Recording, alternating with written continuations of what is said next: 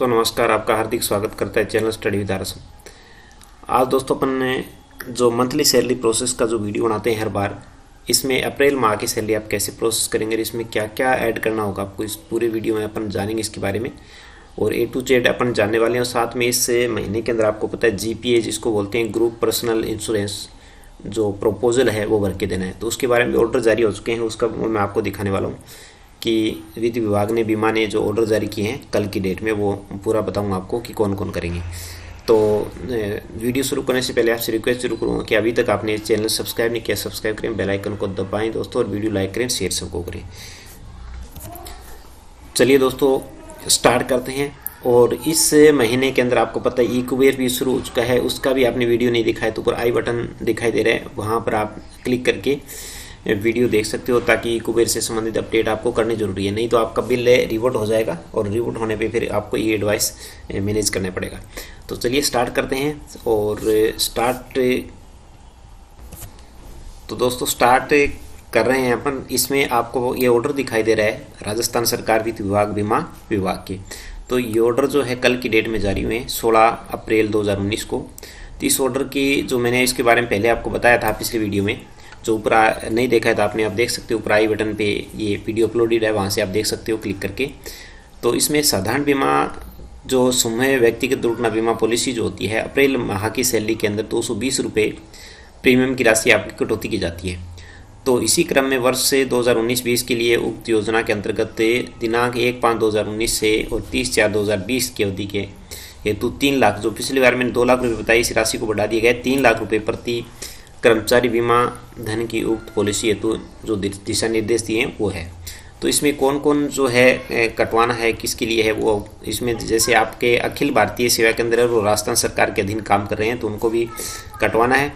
और ये जो पॉइंट नंबर 2 है, इसको अपन पढ़ लेते हैं ढंग से। इसमें आपको बताते हैं कि समस्त आहरण और वितरण अधिकारी उनके अधीनस्थ समस्त कर्मचारियों के वेतन से पे मैनेजर पोर्टल और ई ग्रास पोर्टल के माध्यम से कटौती पत्र वेतन बिलों के साथ में संलग्न कर कोष कार्यालय में प्रस्तुत करेंगे। डीडीओ द्वारा सभी अधिकारियों और कर्मचारियों से SIPF पोर्टल से प्रस्ताव पत्र पूर्ति कराया जाना आवश्यक है।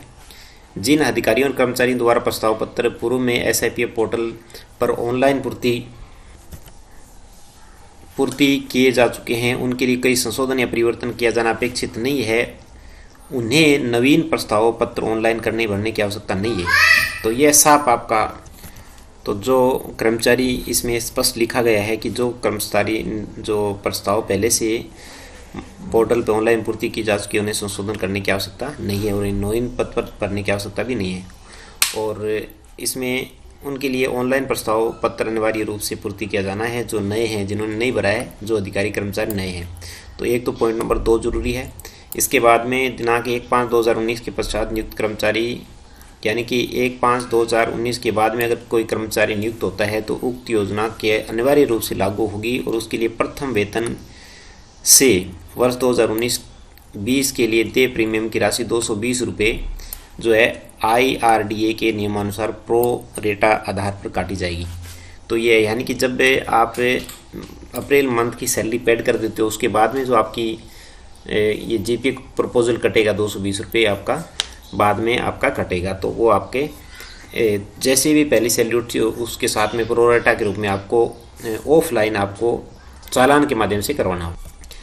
4 नंबर बिंदु में साफ साफ दिया गया कि समस्त आहरण वितरण ये सुनिश्चित करेंगे कि किसी भी राज्य कर्मचारी और अधिकारी के माह अप्रैल 2019 के वेतन बिल के तैयार करते समय उक्त योजना से संबंधित आवश्यक प्रीमियम की कटौती कर ली गई है। और अप्रैल माह 2019 के वेतन में से यदि कोई कारणवश आहरित नहीं किए गए तो वे निजी स्तर पर 220 रुपये SIPF या ई ग्रास पोर्टल से आपको कटवाना है और ये आपको चालान बनाना है जो पूर्व साधारण बीमा द्वारा जमा कर। तो ई ग्रास पोर्टल के माध्यम से आपको चालान बनवाना है और ये ऊपर आई बटन पे आप वीडियो क्लिक करके देख सकते हो कि ऑफलाइन ई ग्रास से चालान कैसे बनाए जाते हैं। तो ये कुछ नियम थे और इस नियम के अंदर साफ साफ दिया कि नियमों का कड़ाई से पालन किया जावे।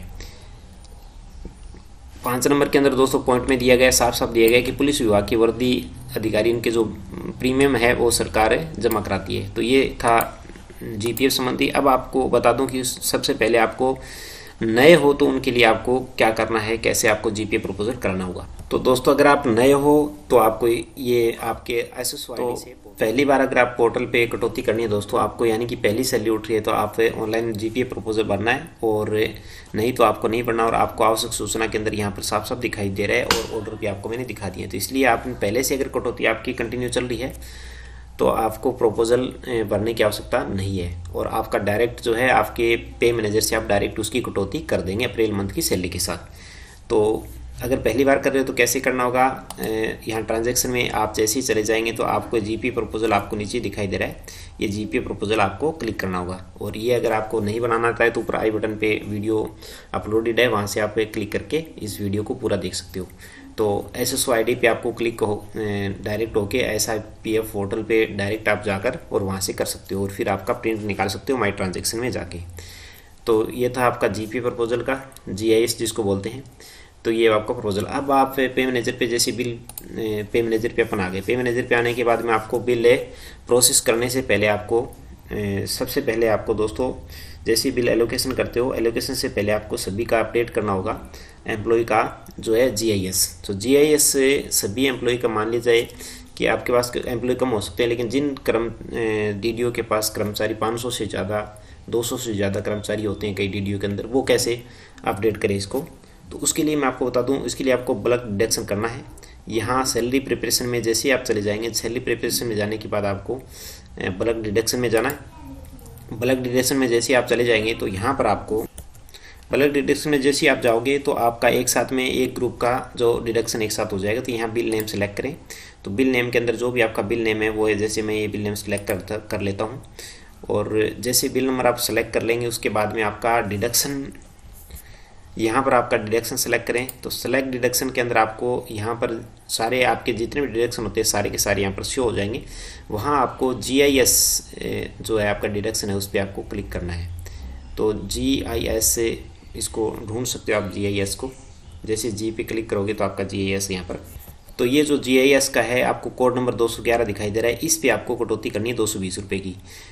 हर कर्मचारी की करनी है, चाहे वो आपका 4th ग्रेड का हो, चाहे 3rd ग्रेड का हो, चाहे न्यू एम्प्लॉय हो, चाहे प्रोविजन पीरियड में हो, किसी प्रकार का हो, हर एम्प्लॉय की होगी। कई दोस्त पूछते हैं बार बार, तो मैं आपको क्लियर कर देता हूँ कि यहाँ पर हर एम्प्लॉय का जो है आपको GIS करना है अप्रैल मंथ की सैलरी के साथ में।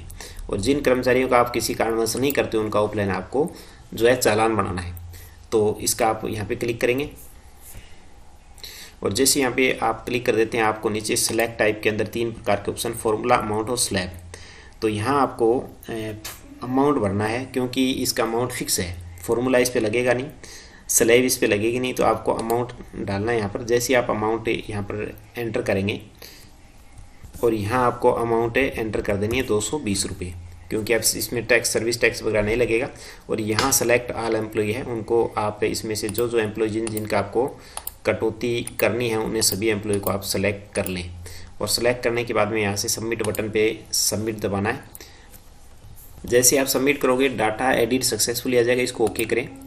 और ओके करने के बाद में ये इन सभी का हो चुका है आपका। यहाँ पर नीचे जो कटौतियाँ हैं वो आपकी दिखाई दे जाएगी कि इस प्लान के अंदर कौन कौन सी कटौतियाँ जो डिडक्शन हो रहे हैं। तो इसमें पेंशन फंड का यानी NPS का हो रहा है, GIS का हो गया, GPF का हो गया, आई टैक्स का हो गया, और RPMF का, और SIL और SPI, यानी ये सारे डिडक्शन इस ग्रुप के अंदर हो रहे हैं, उससे हो जाएंगे। यहाँ से अगर अगले महीने जैसे मई महीने की सैलरी बनाओगे तो यहाँ से GIS को आप डिलीट कर देना, तो एक साथ सबका डिलीट हो जाएगा।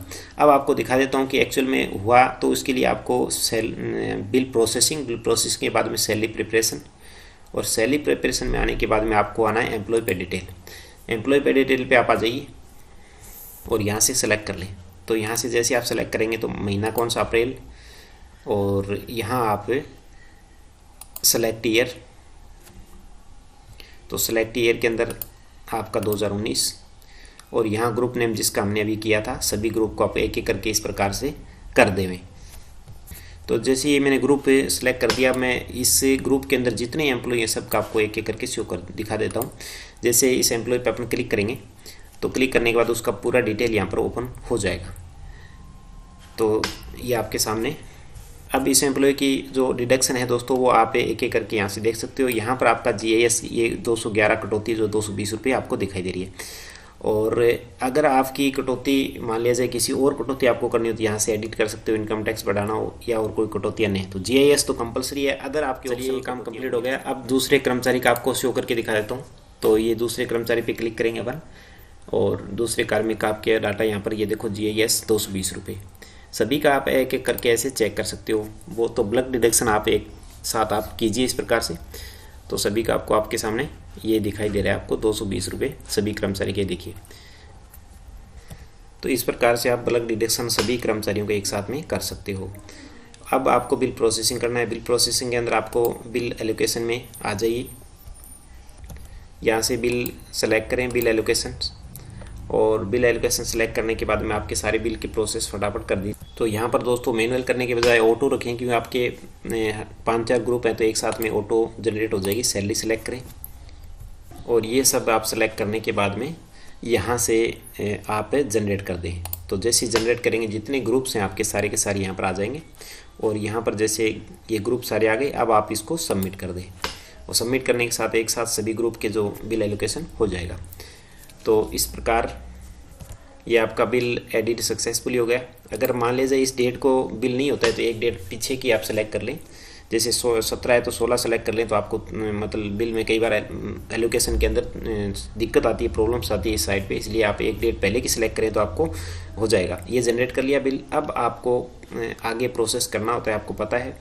तो पहले सबसे पहले मंथली सैलरी प्रोसेस करेंगे आप। सैलरी इसमें जाएंगे, इसमें जाने के बाद सैलरी मंथली सैलरी प्रोसेस यहाँ से जो आपकी हो जाएगी।